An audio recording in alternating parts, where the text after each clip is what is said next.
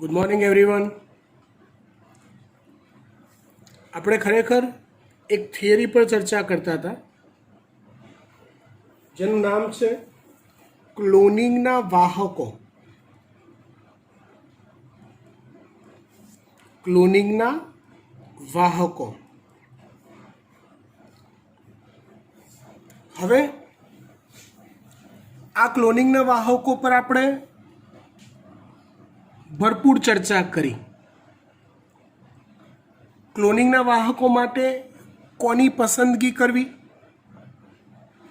તો વાત કરી કે ભાઈ કાં તો પ્લાઝમિડની પસંદગી કરો,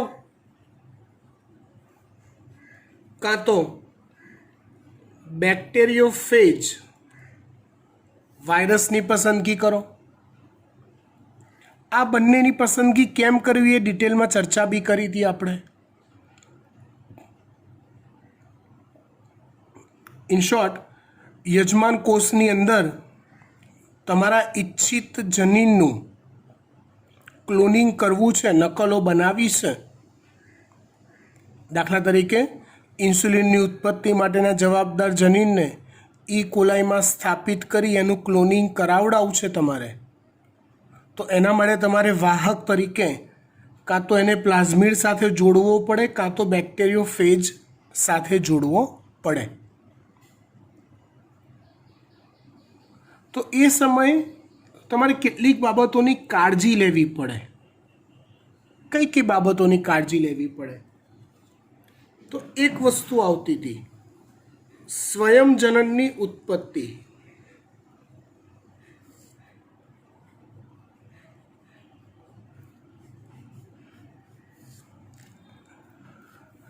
આ વાત બી સમજાઈ હતી કે ભાઈ પ્લાઝમિડ કે ફેજ બેક્ટેરિયોફેજ હોય એ બેક્ટેરિયાના કોષમાં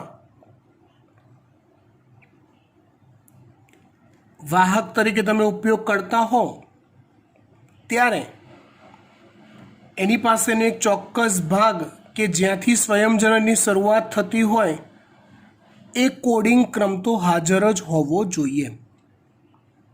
તો જ એ પ્લાઝમિડનું અને તો જ એ પ્લાઝમિડની પાછળ જોડાયેલા આપણા ઈચ્છિત ડીએનએનું સ્વયંજનન થઈ શકે છે.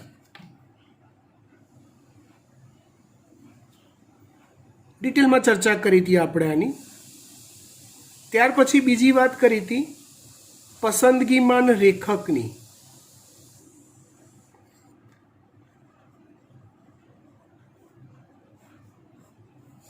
અને એની સાથે જ કનેક્ટેડ એવી ત્રીજી વાત કરી હતી આપણે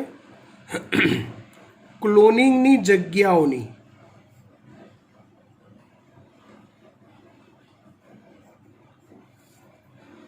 પસંદગીમાન રેખક એટલે શું? તો બેક્ટેરિયાનો એક રેન્ડમ સમૂહ લીધો હોય આપણે, એ બેક્ટેરિયામાં લીધેલા રેન્ડમ સમૂહમાં કયા બેક્ટેરિયામાં આપણો ઈચ્છિત ડીએનએ દાખલ થયેલો છે વાહકની સાથે, કયામાં દાખલ થયેલો નથી એ આપણને ખબર પડતી નથી.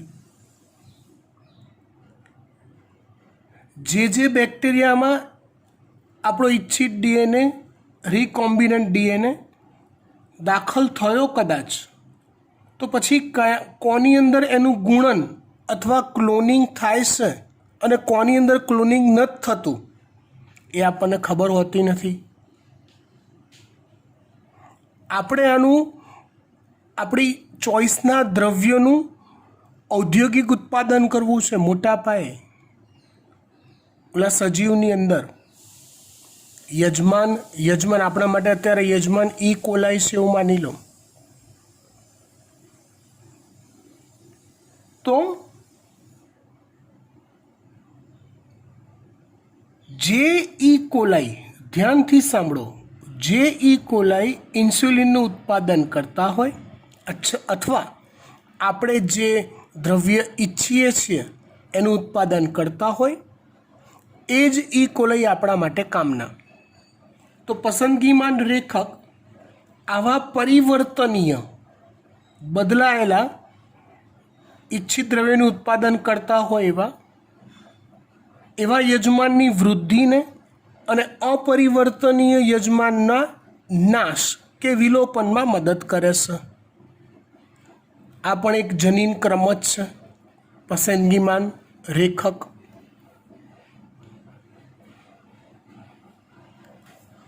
આના વિશે બી વિસ્તૃત ચર્ચા કરી હતી ગયા લેક્ચરમાં. ત્યાર પછી ક્લોનિંગની જગ્યાઓ. આની અંદર ડિટેલમાં PBR 322ની લાસ્ટ લેક્ચરમાં ચર્ચા કરી હતી. તમે જે પ્લાઝમિડનો ઉપયોગ કરો છો એ પ્લાઝમિડની કાપણી કરતી વખતે, કેમ કે એને ઈચ્છિત DNA સાથે જોડવો તો પડશે, એટલે ચોક્કસ રિસ્ટ્રિક્શન એન્ડોન્યુક્લિયેઝ ઉત્સેચકની મદદથી એને કાપવો તો પડશે જ.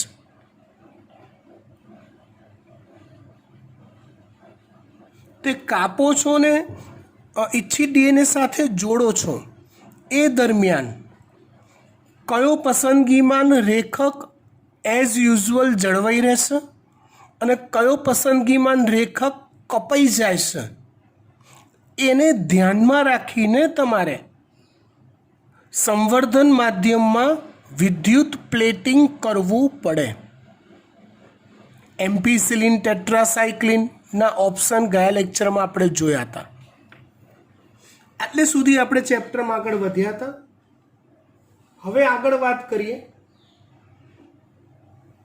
વનસ્પતિઓ અને પ્રાણીઓમાં ક્લોનિંગ જનીન માટે વાહકો. વનસ્પતિ અને પ્રાણીઓમાં ક્લોનિંગ જનીન માટે વાહકો. વનસ્પતિ અને પ્રાણીઓમાં ક્લોનિંગ જનીન માટેના વાહકો. પહેલા આ થિયરીનો અર્થ સમજીએ. આ વાક્ય શું કહેવા માંગે છે? અત્યાર સુધી આપણે જે બી ભણ્યા ને બેટા, એમાં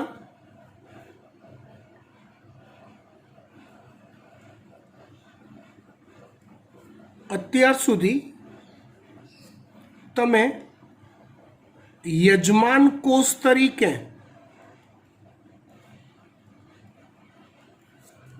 બેક્ટેરિયાને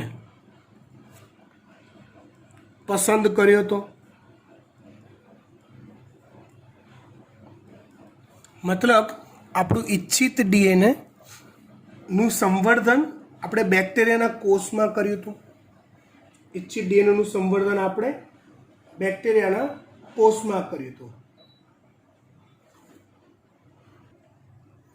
પણ જો તમારે કોઈક ઈચ્છિત DNA નું સંવર્ધન વનસ્પતિ કોષમાં કરવું હોય તો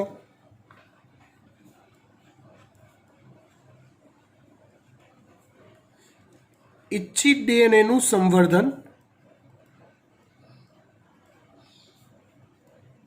કોઈ વનસ્પતિ કોષમાં કરવું હોય તો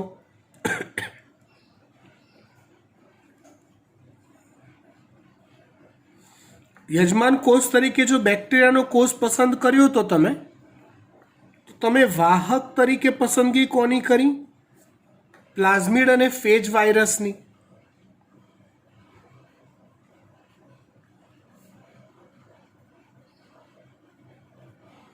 તમે વાહક તરીકે પસંદગી કોની કરી? પ્લાઝમિડ અને ફેજ વાયરસની. પણ જો તમે ઈચ્છિત DNA નું સંવર્ધન વનસ્પતિ કોષમાં તમારે કરવું હોય, એટલે કે યજમાન કોષ તરીકે જો તમારે વનસ્પતિ કોષ લેવો હોય તો વાહક તરીકે કોનો ઉપયોગ કરવો? તો આવા કિસ્સામાં વાહક તરીકે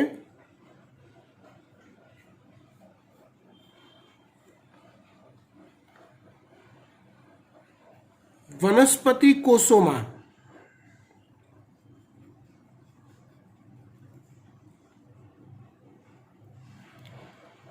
ગાંઠ લાગુ પાડે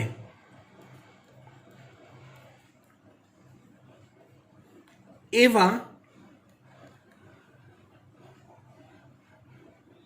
બેક્ટેરિયા નામ છે એનું એગ્રોબેક્ટેરિયમ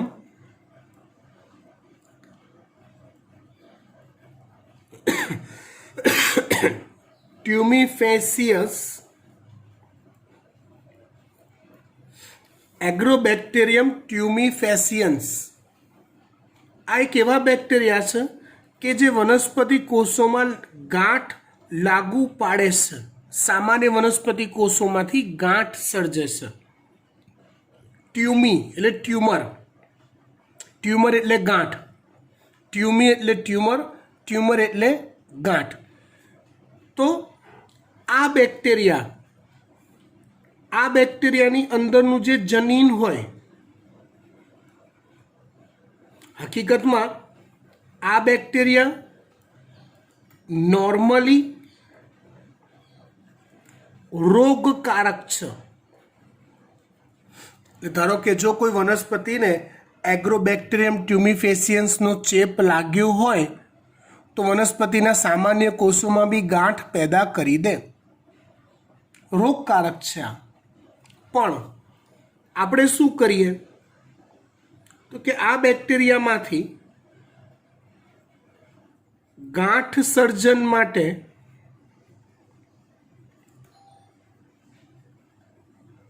જવાબદાર જનીનને અલગ તારવીએ, જેને ટીડીએનએ નામ આપીએ, ટ્યુમર ડીએનએ. શું નામ આપીએ? ટીડીએનએ, મતલબ કે ટ્યુમર ડીએનએ. આ ટ્યુમર ડીએનએને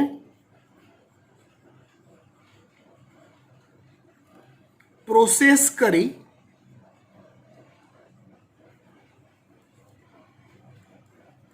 રોગવિહીન અથવા બિનહાનિકારક સ્વરૂપમાં ફેરવી ત્યારબાદ ઇચ્છિત ડીએનએ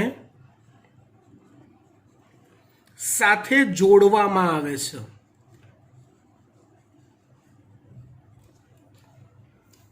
ડીએનએ લાઇગેઝની મદદથી. મતલબ આ એક વાહક થઈ ગયો, બરાબર, જેને ટી સ્મોલ આઈ ડીએનએ કહેવાય છે. એની સાથે આપણા ઇચ્છિત જનીનને જોડી દેવામાં આવે છે અને પછી વનસ્પતિ કોષમાં એને સ્થાપિત કરવામાં આવે છે. હવે સમજો, એક ઉદાહરણ લઈ લો. દાખલા તરીકે આપણે બીટી કપાસ વિશે ભણી ચૂક્યા છીએ. બીટી કપાસ, જેમાં બેસિલસ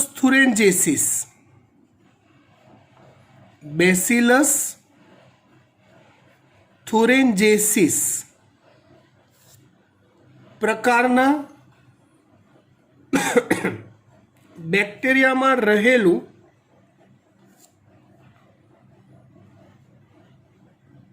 જનીન. કયું જનીન? તો કે ક્રાય પ્રોટીન ઉત્પન્ન કરે એવું જનીન કપાસના કોષોમાં સ્થાપિત કરવામાં આવે છે. યાદ આવ્યું આવું? યસ. તો આ બેસિલસ થુરેન્જેસિસના આ ક્રિસ્ટલ પ્રોટીન ઉત્પન્ન કરતા જનીનને કપાસના કોષોમાં સ્થાપિત કરવો હોય તો કપાસના કોષોમાં એને દાખલ કરીને બધી પ્રોસેસ કરવી હોય તો તેમાં વાહક તરીકે કોનો ઉપયોગ કરાય? તો કે એગ્રોબેક્ટેરિયમના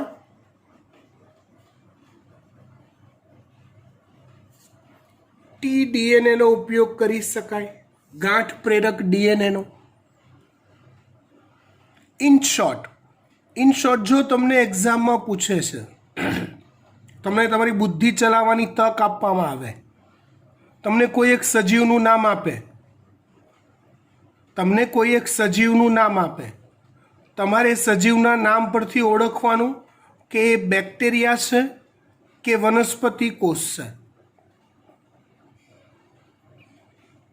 એ બેક્ટેરિયા છે કે વનસ્પતિ કોષ છે એ જાતે ઓળખવું પડે.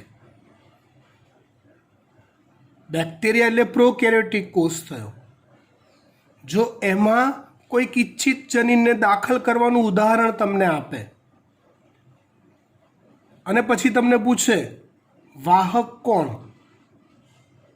તો તમને આવડવું જોઈએ. ઇન શોર્ટ, જો બેક્ટેરિયા છે યજમાન કોષ તરીકે, એની અંદર ઇચ્છિત જનીન દાખલ કરવો છે તો વાહક તરીકે આવશે કોણ? પ્લાઝમિડ અને બેક્ટેરિયોફેજ. અને જો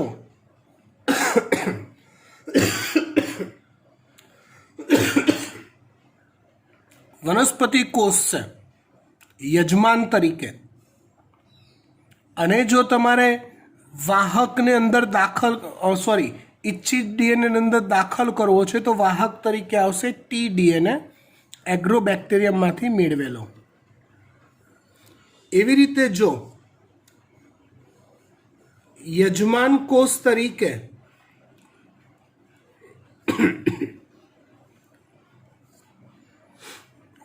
પ્રાણી કોષ હોય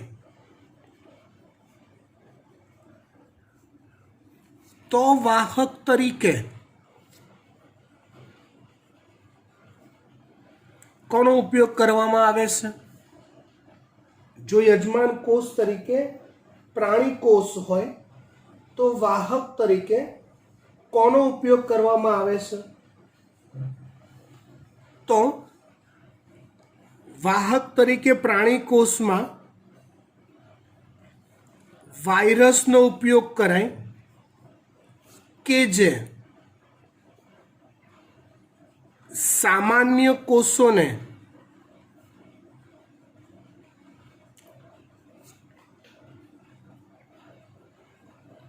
કેન્સરગ્રસ્ત કોષોમાં ફેરવતા હોય એવા વાયરસનો ઉપયોગ કરાય. શેના તરીકે કરાય? તો કે વાહક તરીકે કરાય. શેના માટે? યજમાન કોષની અંદર ઇચ્છિત ડીએનએને દાખલ કરવા માટે. ચલો, અહીંયા ચર્ચા આપણે પૂરી કરીએ છીએ. હવે ફરી પાછા મૂળ વાત પર આવી જઈએ. આપણે ઇચ્છિત ડીએનએને તોડ્યું, રિસ્ટ્રિક્શન એન્ડો ન્યુક્લિયસ ચીપકુ છેડા, પ્લાઝમિડને તોડ્યો, same to same restriction endonuclease ચીપકુ છેડા બનાવે એવા ઉત્સેચકથી બંનેને જોડ્યો ડીએનએ લાઇગેઝની મદદથી. રાઈટ? અહીંયા પ્લાઝમિડ એ વાહક છે અને ઇન્સ્યુલિનની ઉત્પત્તિનું કોડ ધરાવતો જનીન એ ઇચ્છિત જનીન છે. એને આપણે યજમાન કોષમાં દાખલ કરવો છે.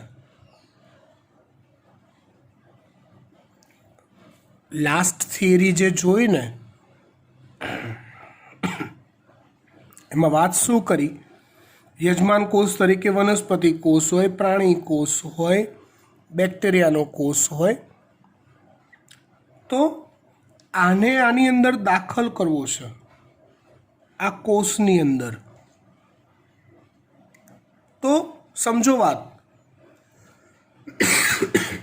કોઈ પણ કોષ એ બોરી બામણીનું ખેતર નથી કે કોઈ ગમે ત્યારે અંદર ઘૂસી જાય, કોઈ ગમે ત્યારે બહાર નીકળી જાય. કોષની ફરતે કોષ દિવાલો હોય, કોષરસ પટલ હોય. સમજો કોષ ચારે બાજુથી બંધ રચના છે પોતાનું પ્રોટેક્શન કરવા માટે. એ આવી રીતે ગમે તેને અંદર ના જવા દે. મન ફાવે એમ અંદર કોઈ અણુ જતા રહે એવું હોય? ના. એના માટે આપણે પ્રોસેસ કરવી પડે. એટલે ચર્ચા કરીએ આપણે અહીંયા સક્ષમ યજમાનની.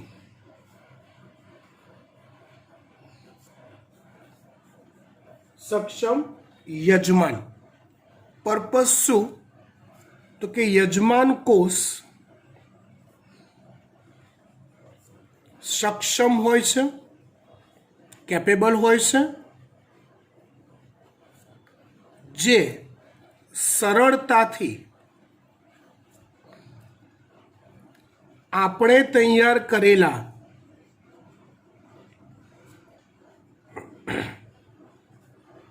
આરડીએનએ એટલે કે રિકોમ્બિનન્ટ ડીએનએને કોષમાં દાખલ થવા દેતા નથી. આપણું ઘર એક બંધ રચના છે. મન ફાવે ગમે ત્યારે ઘરમાં ઘૂસી જાય, ઘરમાંથી બહાર જતો રહે એવું હોય? ના, એવું ના થાય. સેમ કોષ બી એવો જ છે. તમારે તમારા આપણે તૈયાર કરેલા આવા રિકોમ્બિનન્ટ ડીએનએને કોષની અંદર જો દાખલ કરવો હોય તો ચોક્કસ મેથડની મદદથી એને કોષમાં દાખલ કરી શકાય છે. કઈ મેથડ? તો અલગ અલગ મેથડ છે. પહેલી પદ્ધતિ જોઈએ, કેલ્શિયમ આયનની સારવાર.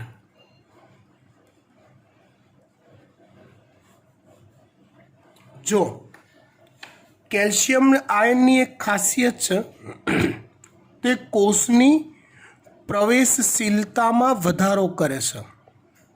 આપણો પર્પસ શું છે? તો કે પર્પસ કંઈક આવો છે,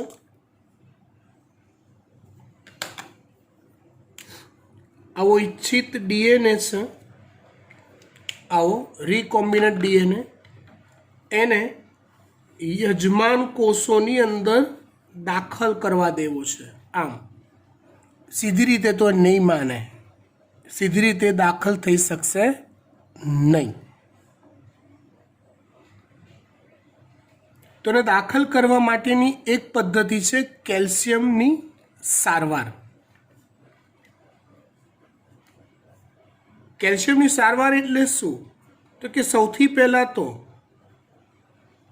યજમાન કોષોને કેલ્શિયમ આયનો યુક્ત સાંદ્ર દ્રાવણમાં મૂકવામાં આવે છે.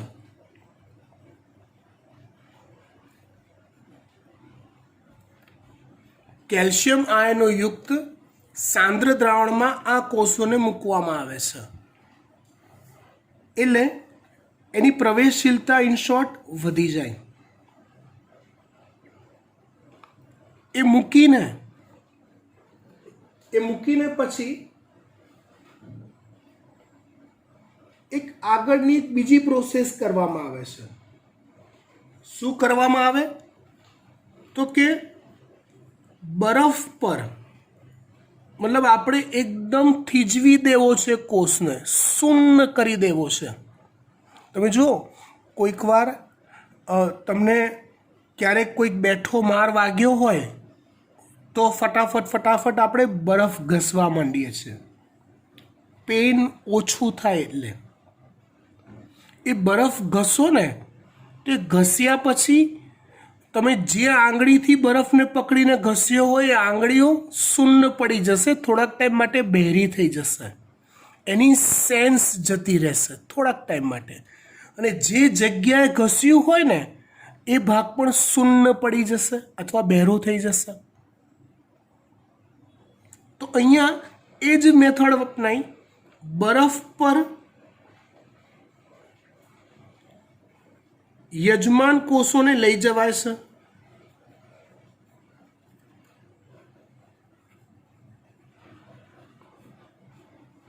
બરફ પર યજમાન કોષોને લઈ જવાય. ત્યાર પછી તરત જ એને 42°C તાપમાનવાળા વિસ્તારમાં લઈ જવાય. માધ્યમ એને 42°C વાળું આપવામાં આવે અને પાછું ત્યારબાદ પાછું બરફ પર મૂકવામાં આવે અને એ દરમિયાન કેલ્શિયમ આયનોની સારવાર તો આપી જ છે. એટલે એના કોષની સપાટી પરના જે છિદ્રો છે એ ડીએનએને દાખલ થવામાં થોડાક તો પોઝિટિવ થયા જ છે, પણ વધુ પોઝિટિવ થાય એના માટે આપણે આ અધર પ્રોસેસ કરી. બરફ પર, ગરમ પાણી પર, પાછું બરફ પર. સમજો.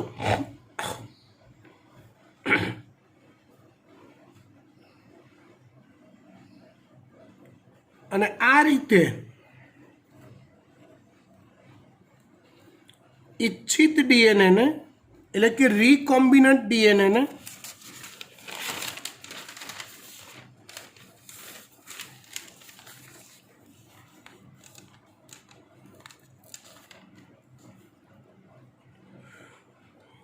કોષમાં દાખલ કરાય છે.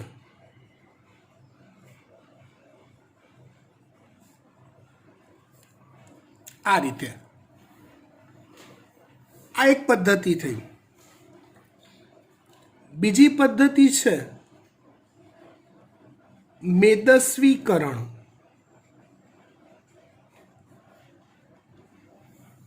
જો ડીએનએ જે છે ને એ જલ અનુરાગી છે. ડીએનએ એ જલ અનુરાગી છે એટલે કોષરસ પટલ તેને સરળતાથી પસાર થવા દેતું નથી. એટલે અહીંયા આપણે કોષની અંદર જો એને દાખલ કરવું હોય તો એક ઉલ્લુ બનાવવાની મેથડ વાપરવામાં આવે છે. શું કરવામાં આવે તો કે ડીએનએની ઉપર મેદનું આવરણ ચડાવવામાં આવે, કેમ કે મેદ લિપિડ એ જલ વિતરાગી છે જે કોષરસ પટલમાંથી સરળતાથી પસાર થઈ જાય છે. એટલે આપણે કોષને ઉલ્લુ બનાવીએ યજમાન કોષને કે જો બકા આ તો મેદ છે, આ તો મેદ છે, પણ હકીકતમાં એ મેદની અંદર છુપો રીકોમ્બિનન્ટ ડીએનએ છે. કોષરસ પટલ મેદ છે કરીને કોષને એ ડીએનએના અંદર ઘૂસવા દે છે. આપણું કામ થઈ જાય છે. મેદનું આવરણ ચઢાવી કોષમાં પ્રવેશ કરાવાય છે.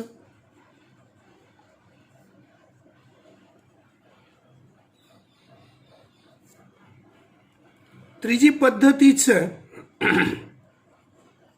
કણીય પ્રચંડ વર્ષણ. ત્રીજી પદ્ધતિ છે કણીય પ્રચંડ વર્ષણ. પ્રચંડ વરસાદ કરવો કણોનો પ્રચંડ વરસાદ કરવો.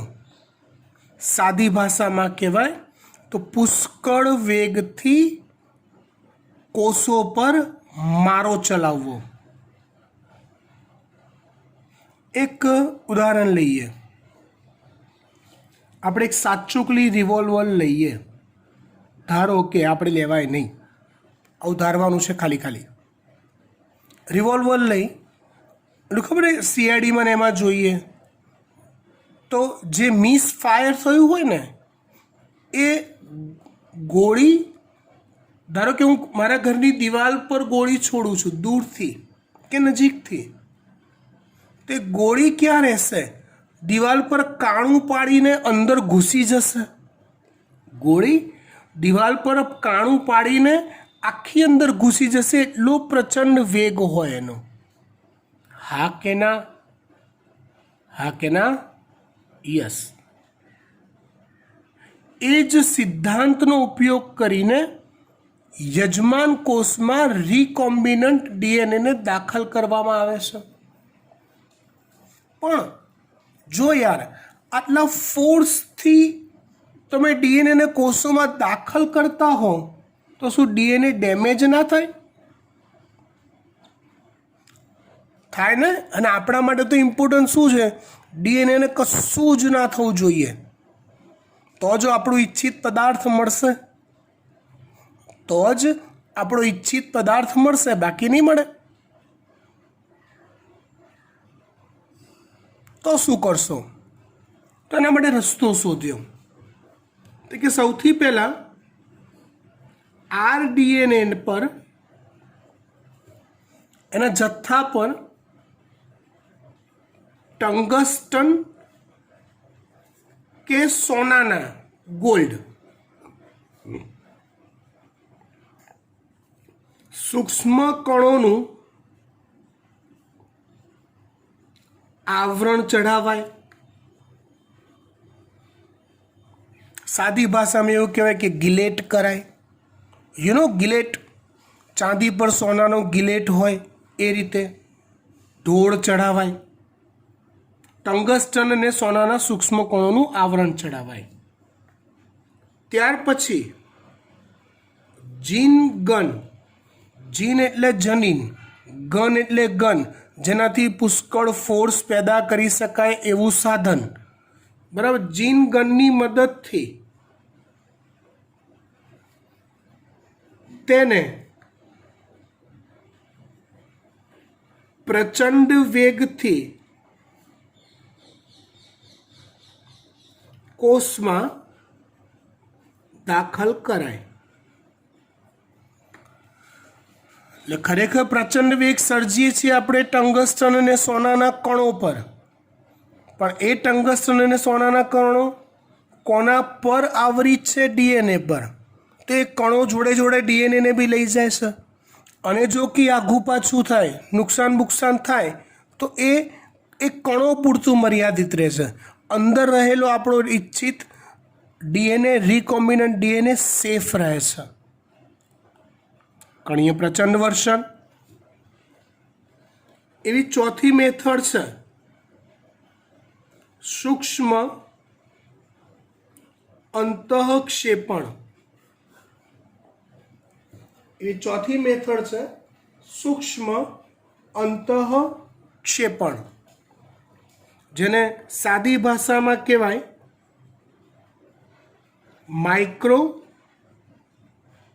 ઇન્જેક્શન પદ્ધતિ. જેમ આપણે કોઈક ઇન્જેક્શન લેતા હોઈએ ત્યારે શું હોય પર્પસ? કે જે કન્ટેન્ટ તમારા શરીરને અસર કરતો હોય, જેની જરૂર હોય તાત્કાલિક, એ કન્ટેન્ટને, દાખલા તરીકે મારે કોઈ એક ઇન્જેક્શન લેવાનું છે, કોઈક રસાયણ શરીરમાં જોઈએ છે, તો ડૉક્ટર ચીરો પાડે મોટો અને પછી એ રસાયણની બોટલ અંદર ઢોળી દે અને પછી ટાંકા લઈ લે. એવું કરે છે? ના. નાનકડી સોયથી નાનું કાણું પાડે છે. કદાચ એમાંથી કદાચ સહેજ લોહી નીકળે તો ઇટ્સ ઓકે, એ થોડીક વારમાં નોર્મલ થઈ જશે. પણ એ સોય અંદર દાખલ કરી, શરીરને નુકસાન ના થાય એ રીતે દાખલ કરી, જરૂરી દ્રવ્ય સીધું જ શરીરમાં દાખલ કરી શકાય છે. સેમ એવું જ માઇક્રો ઇન્જેક્શનની મદદથી ડીએનએને સીધા જ કોષ કેન્દ્રમાં સ્થાપિત કરી શકાય છે.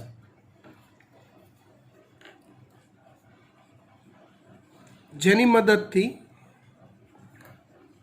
ડીએનએને સીધા જ કોષ કેન્દ્રમાં સ્થાપિત કરી શકાય છે.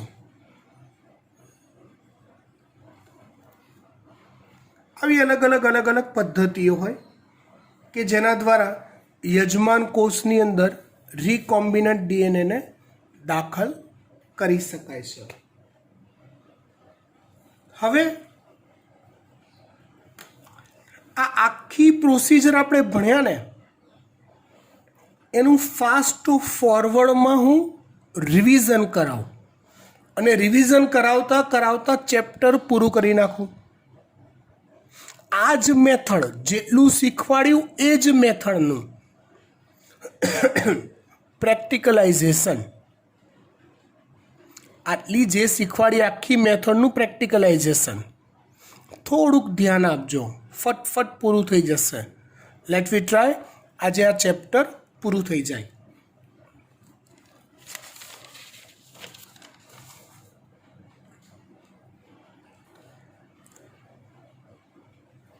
વાત કરીએ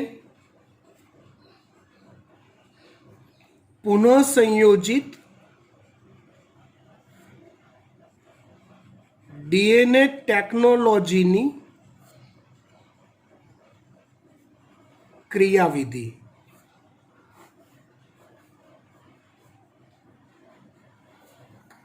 જેટલું બી સરસ આપણે સમજ્યા ને એ બધું જ સૈદ્ધાંતિક રીતે હતું. દાખલા તરીકે હું શરૂઆત કરું અહીંથી જ, કેમ કે મેં તમને પહેલાં જ કીધું હતું આ સ્ટોરી તો મેઇન છે. મેં શરૂઆત એવી રીતે કરી હતી કે ભાઈ સ્વાદુપિંડના બીટા કોષો લીધા, એમાંથી ઇન્સ્યુલિનની ઉત્પત્તિ માટેના જવાબદાર જનીનને અલગ તારવ્યો. મેં હમણાં જ વાત કરી, કોષ એક બંધ રચના છે, બોરી બામણીનું ખેતર નથી. કોઈ ગમે તેમ ફરી આવે, ફરતા ફરતા ઇન્સ્યુલિનની ઉત્પત્તિ માટેનું જનીન શોધી આવે, એવું પ્રેક્ટિકલી કરવું શક્ય નથી. તમે ધ્યાન આપજો, આખી વાતને હું ચોપડી કરતાં અલગ ટાઈપથી અલગ, હા ચોપડીની સમજણ પૂરેપૂરી પડી જશે એવી, પણ તમારો આઈક્યુ ખુલી જાય આ ટોપિક માટે એ સેન્સથી સમજાઈશ. ધ્યાન આપજો. તો સમજો, ચલો હું એક કોષને લેવા જાઉં તો મને કોષ હાથમાં પકડતા આવડશે? આ બંને વસ્તુ પ્રેક્ટિકલી શક્ય નથી. એક તો કોષમાંથી આ ઇચ્છિત ડીએનએને અલગ કરવો અને કોષ કાઢવાના દે એવી રીતે, અને બીજું એકાદ કોષ આ રીતે લેવો. એના માટે શું કરવું પડે? તો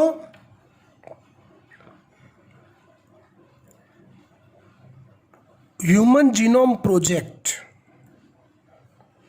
જેવા પ્રોજેક્ટ હેઠળ તમને ઇન્સ્યુલિનની ઉત્પત્તિ માટેનો જવાબદાર ડીએનએનો કોડિંગ ક્રમ ત્યાં મળી જશે. એ ડેટામાં એ કોડિંગ ક્રમની નજીકની પોલિન્ડ્રોમિક શૃંખલા એ ડેટામાં મળી જશે. એ પોલિન્ડ્રોમિક શૃંખલાને તોડવા માટે કયો રિસ્ટ્રિક્શન ઉત્સેચક વપરાય એ ડેટામાં મળી જશે. કયા ડેટામાં? હ્યુમન જીનોમ પ્રોજેક્ટના ડેટામાં. શોર્ટમાં બધું જ ડિસ્ક્રિપ્શન કરવા હું ટ્રાય કરું છું. તમારે એ શબ્દોની સાથે સાથે વાક્યો જોડી દેવાના. જે હું બોલતો રહીશ, લખીશ ને, નહીં તો આખો નિબંધ લખાઈ જશે. હોમવર્ક તમારું બહુ બધું થઈ જશે. અને આઈ નો હોમવર્ક કરવાનું ઓછું ગમે છે, પણ જોડે જોડે તૈયાર કરીને લખવાનું તો સારું રહેશે. ફાઇન.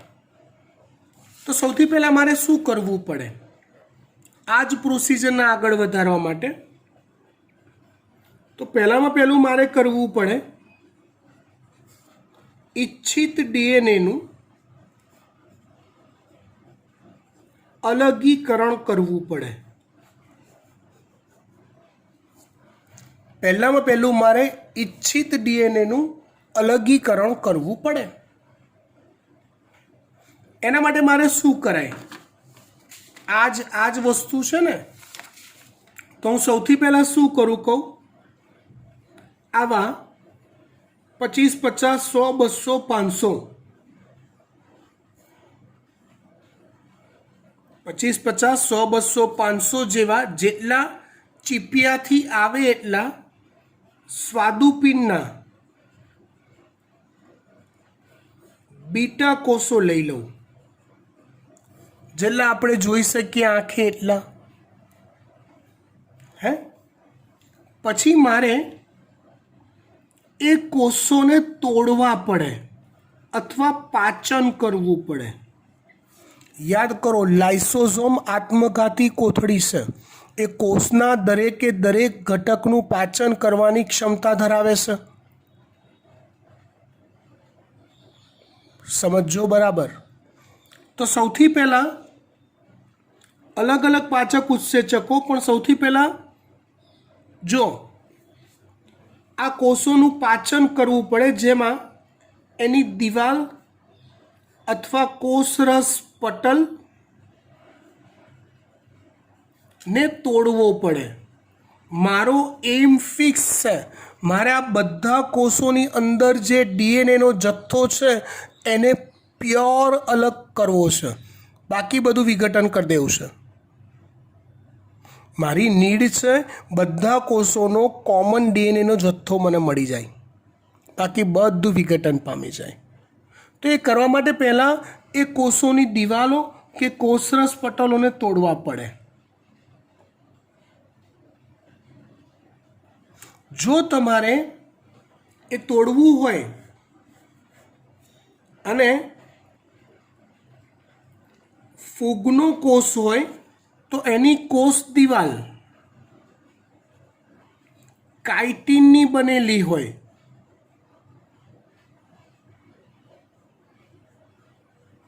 તો મારે કાઇટિનેઝ ઉત્સેચક પહેલાં વાપરવો પડે. મનુષ્યનું કે કોઈ પ્રાણી કોષો હોય, સમજો બરાબર, એમાં કોઈ કોષ દિવાલ હોતી નથી, સીધું કોષરસ પટલ હોય છે. તો એની કોષરસ પટલ ફોસ્ફોલિપિડનું બનેલું હોય, તો મારે લાઇપેઝ ઉત્સેચક વાપરવો પડે પહેલામાં પહેલો. જો વનસ્પતિ કોષ હોય તો એની કોષ દિવાલ સેલ્યુલોઝની બનેલી હોય છે, તો મારે સૌથી પહેલામાં પહેલું સેલ્યુલેઝ ઉત્સેચક વાપરવો પડે, જેની મદદથી દિવાલો તૂટી જાય. આમ યોગ્ય ઉત્સેચકની મદદથી દિવાલોને તોડી ત્યારબાદ વિવિધ પાચક ઉત્સેચકો ઉમેરતા રહેવું પડે.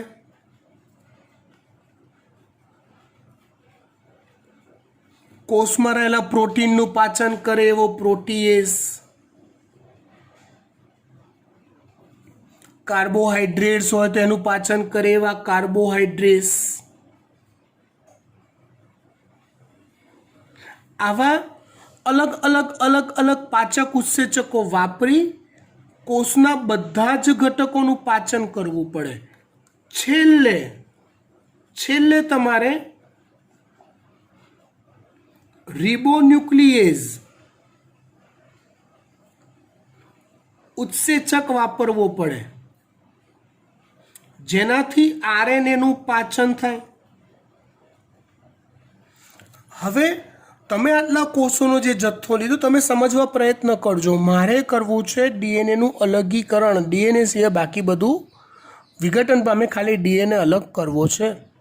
તમે કોષોનો જથ્થો લીધો, પહેલાં તો એની દિવાલો તોડવા માટે જે પાચક ઉત્સેચકની જરૂર હોય એ પાચક ઉત્સેચક ઉમેર્યો, દિવાલો તોડી નાખી, બધા કોષોનો કોષરસ આ એક વાસણમાં કરતા હોઈએ, એક બીકરમાં કરતા હોઈએ, બધા કોષોનો કોષરસ ડીએનએ બીએનએ બધું મિક્સ થઈ ગયું. અત્યારે હવે એક એક એક એક એક એક એક એક પાચક ઉત્સેચક ઉમેરતું જાઉં અને દ્રાવણને હલાવતો જાઉં, તો અલગ અલગ અલગ અલગ અલગ અલગ ઘટકોનું પાચન થતું જાય. હા, મારે કોનું પાચન નથી કરવાનું? ડીએનએનું. તો ડીઓક્સિરીબોન્યુક્લિએઝ ઉત્સેચક હું નહીં ઉમેરું, બાકી બધા ઉત્સેચક વારાફરતી ઉમેરી છેલ્લે રિબોન્યુક્લિએઝ ઉત્સેચક ઉમેરી આરએનએનું પાચન કરી દઈશ. આટલું કર્યા પછી દ્રાવણમાં ઇથેનોલ ઉમેરી શુદ્ધ સ્વરૂપે ડીએનએનો જથ્થો મળે છે. અહીંયા તમને એવું શીખવાડ્યું ને, આ ડીએનએના અલગ કર્યો. આવો એક ડીએનએ કોઈ બાપ જન્મારામાં અલગ ના કરી શકે, ક્યારેય નહીં. તમારે આ મેથડથી આવા ઇવન આ એક ડીએનએ નથી, અહીંયા તમે આવા ડીએનએના જથ્થો ભેગો કર્યો ને, એ જથ્થો આવા 100 200 500 કોષો જે તમે લીધા હતા ને, એ બધાના બધા લક્ષણો માટેના જવાબદાર ડીએનએ મિક્સ છે.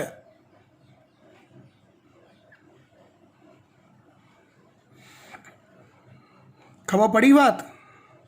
આને હવે અલગ કરી દો. ડીએનએના આવા જથ્થાને અલગ પાત્રમાં લો. હવે આપણે આપણા ઈચ્છિત ડીએનએને અલગ કરવાની પ્રોસિજરમાં ભાગ લેવો છે. તો અલગ પાત્રમાં લઈ યાદ કરો, હું વૈજ્ઞાનિક છું આવું ધારવાનું છે. એટલે તમે વિચારો તો તમે વૈજ્ઞાનિક છો એવું ધારો. ધારવામાં ક્યાં પૈસા લાગે છે? હું વૈજ્ઞાનિક છું. હું આ બધું કરતાં પહેલાં ઈચ્છિત ડીએનએનો ક્રમ, ઇન્સ્યુલિન ઉત્પત્તિ કરતા જનીનનો ક્રમ, એની નજીકની પોલિન્ડ્રોમિક શૃંખલા, એને તોડવા માટેનો રિસ્ટ્રિક્શન એન્ડોન્યુક્લિયસ ઉત્સેચક કયો, આ બધો ડેટા હું લઈને બેઠો છું. આ ડીએનએના જથ્થાને અલગ પાત્રમાં લઈ ચોક્કસ રિસ્ટ્રિક્શન એન્ડોન્યુક્લિયસ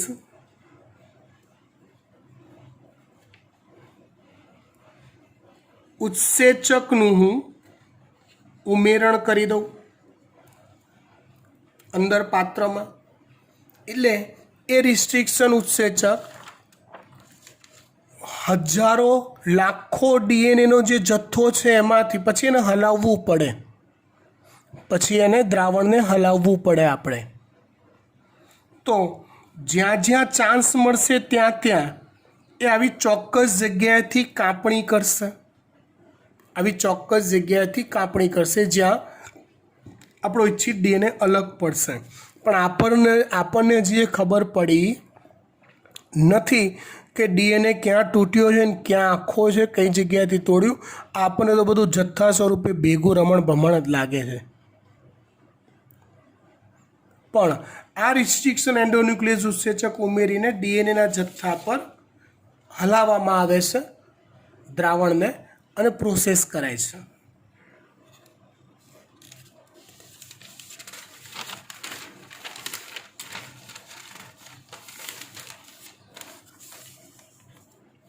એટલું કર્યા પછી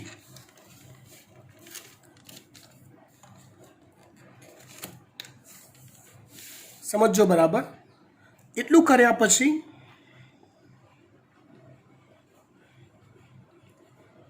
ઇલેક્ટ્રોફોરેસિસ, હકીકતમાં જેલ ઇલેક્ટ્રોફોરેસિસ પદ્ધતિનો ઉપયોગ કરાય. આગારોઝ જેલ લઈને ઇલેક્ટ્રોફોરેસિસ પદ્ધતિ આપણે આગળ જોઈ ચૂક્યા છીએ. તૂટેલા જે ડીએનએના ટુકડા હશે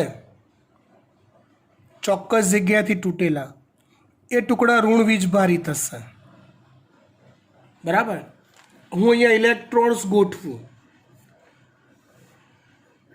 વચ્ચે જેલ પાથરી દઉં, અહીંયા જેલ હોય. જેલ શેના માટે? તો એ થીક માધ્યમ છે, આમ ઘટ્ટ માધ્યમ છે.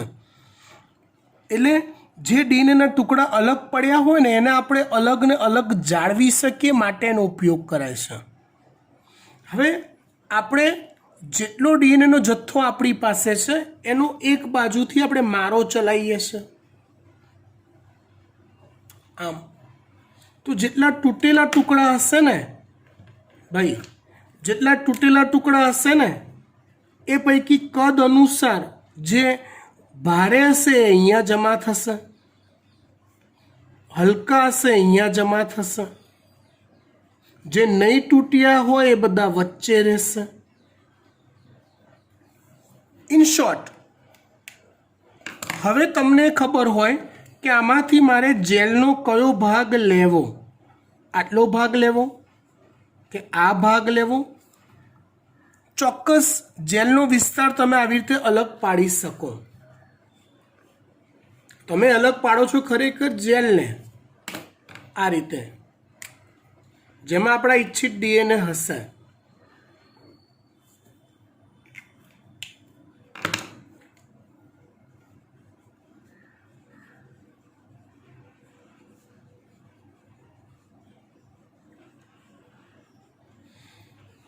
અલગીકરણ આ કર્યું, આ અહીંથી આટલે સુધી પહોંચ્યા, અહીંથી આપણે આટલે સુધી પહોંચ્યા.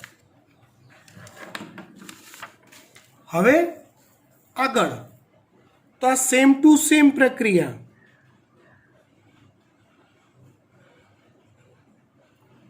આ જ પ્રક્રિયા પ્લાઝમિડના અલગીકરણ માટે વપરાય.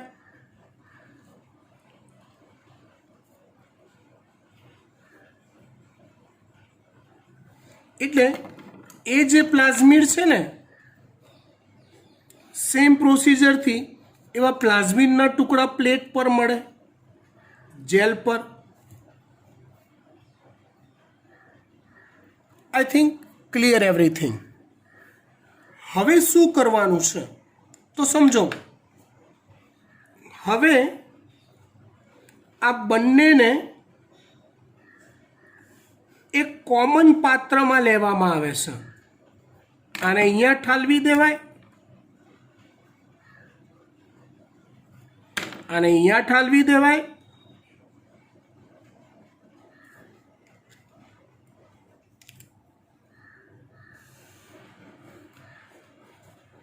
અને પછી એ માધ્યમમાં ડીએનએ લિગેઝ અથવા લાઇગેઝ ઉત્સેચક ઉમેરવામાં આવે છે અને માધ્યમને હલાવવામાં આવે છે.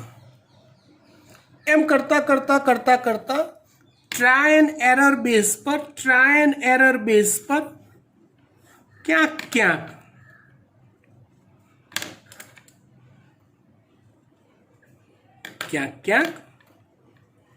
આવા નવા જોડાણો પ્રાપ્ત થાય છે. ક્યાંક નથી થતા, કોક એવા ને એવા રહે છે, કોક ફરી જોડાયેલા હોય. આ રીતે રિકોમ્બિનન્ટ ડીએનએના અણુઓ પ્રાપ્ત થાય છે. આવા રિકોમ્બિનન્ટ ડીએનએના અણુઓ પ્રાપ્ત થાય છે. આ રીતે થાય. Is it clear? ઓકે.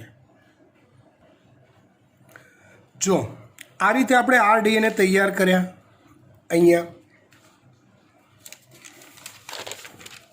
એ તૈયાર કર્યા પછીની પ્રોસિજર શું આવે? તૈયાર કર્યા પછીની પ્રોસિજર આવે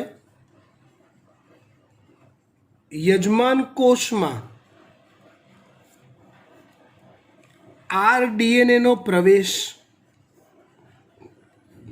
ઓલું સક્ષમ યજમાનવાળી થિયરી આજે જ જોઈએ આપણે. તો ઓબ્વિયસલી યજમાન કોષના આવા જથ્થા લેવા પડે તમારે. હાથમાં 2-4 યજમાન કોષ આવે નહીં.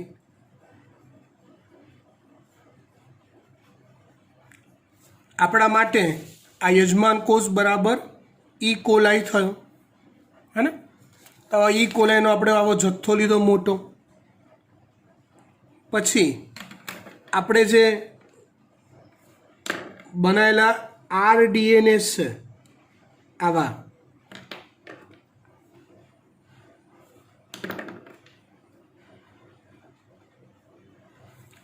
RDNA ને યજમાન કોષમાં દાખલ કરીએ. પણ આવા રિકોમ્બિનન્ટ DNA મળવાને એ બહુ મોટી ઉપલબ્ધિ છે. એ બહુ મોટી ઉપલબ્ધિ છે. એટલે માની લો યાર, એવું એક ઇમેજિનેશન કરો, હું આવા DNA તૈયાર કરીને પછી યજમાન કોષમાં દાખલ કરાવવા પ્રયત્ન કરું છું. ઓલી જે મેથડ આપણે કીધી ને, મેદસ્વીકરણ, કણીય પ્રચંડ વર્ષણ, કેલ્શિયમ આયનોની સારવાર, આને આપીને અંદર દાખલ કરીએ. મળે કે એમાં આપણે ફેલ ગયા તો આપણો આખો પ્રયોગ 0 થઈ જશે.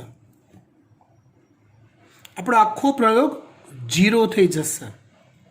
એટલે એ કરાવતા પહેલાં આ અખતરો કરતા પહેલાં આવા RDNAની પ્રયોગશાળામાં અબજો નકલો મેળવવામાં આવે છે. આવા RDNAની પ્રયોગશાળામાં અબજો નકલો મેળવવામાં આવે છે. એટલે એ નકલો કેવી રીતે મેળવાય એ આપણે આવતા લેક્ચરમાં જોઈશું. બરાબર ને? આવતા લેક્ચરમાં આગળનું ફરીવાર રિપીટ કરી, આગળનું એટલે પ્રેક્ટિકલ પ્રોસિજર શું છે આખી રિપીટ કરી અને અહીંથી આપણે આગળ જોઈશું. Thank you.